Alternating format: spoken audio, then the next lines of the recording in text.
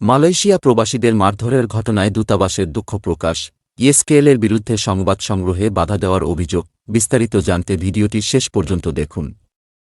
মালয়েশিয়ায় outsourcing company expert service Kuala Lumpur ইএসকেএল a passport আবেদন জমা দিতে গিয়ে নিরাপত্তা প্রহরীর হাতে মারধরের শিকার হয়েছেন প্রবাসীরা।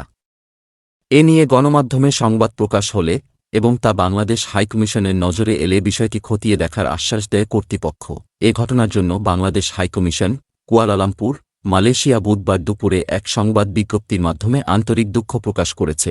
অন্যদিকে মারধরের ঘটনার পর সরেজমিনে সংবাদ সংগ্রহ করতে সাংবাদিকদের বাধা দেওয়ার অভিযোগ উঠেছে নিরাপত্তাকর্মীদের বিরুদ্ধে। খোঁজ নিয়ে জানা যায়, এমআরপি পাসপোর্টের প্রিন্টিং সাময়িকভাবে বন্ধ থাকায় ই পাসপোর্ট সেবা নিতে প্রতিদিন হাজার হাজার সেবাপ্রত্যাশী দূতাবাসের নিয়োগ করা বেসরকারি কোম্পানি ইএসকেএল অফিসে ভিড় করছেন। ধারণ ক্ষমতার বাইরে সেবা প্রত্যাশীর উপস্থিতির কারণে কনসুলার সেবা প্রদানসহ অন্য স্বাভাবিক কার্যক্রম চরমভাবে বিঘ্নিত হচ্ছে। কয়েকজন প্রবাসী অভিযোগ করেছেন, তারা জহরবারু, পেনাং প্রদেশ থেকে এসে ৪-৫ দিন ঘুরেও পাসপোর্ট আবেদন জমা দিতে পারছেন না। সরেজমিনে ইএসকেএলের সেন্টারে গিয়ে দেখা যায়, বিপুল সংখ্যক পাসপোর্ট সেবা প্রত্যাশী বাইরে অপেক্ষা করছেন। সাংবাদিক পরিচয় দিয়ে ছবি তুলতে চাইলে এক নিরাপত্তা কর্মী তেড়ে আসেন।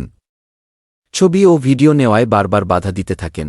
এদিকে এমআরপি পাসপোর্ট করার জন্য গত ৭-৮ মাস আগে যেসব প্রবাসী পাসপোর্টের আবেদন করেছিল, তাদের আবেদন হাইকমিশনে গিয়ে আবেদন বাতিল করে বেসরকারি প্রতিষ্ঠান ইএসকেএলের কাছে যেতে হচ্ছে।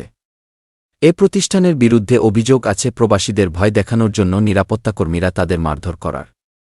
মঙ্গলবারও সংবাদ সংগ্রহে যাওয়া বাংলাদেশি এক সাংবাদিককে বাধা দেওয়ার ও লাঞ্ছিত করার চেষ্টার অভিযোগ পাওয়া গেছে নিরাপত্তাকর্মীদের বিরুদ্ধে।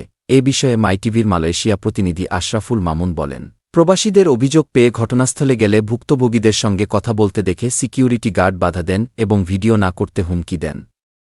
সংবাদ সংগ্রহে নিরাপত্তাকর্মীদের বাধা দেওয়ার বিষয়ে মোবাইলে জানতে চাইলে বেসরকারি প্রতিষ্ঠান ইএসকেএলের পরিচয়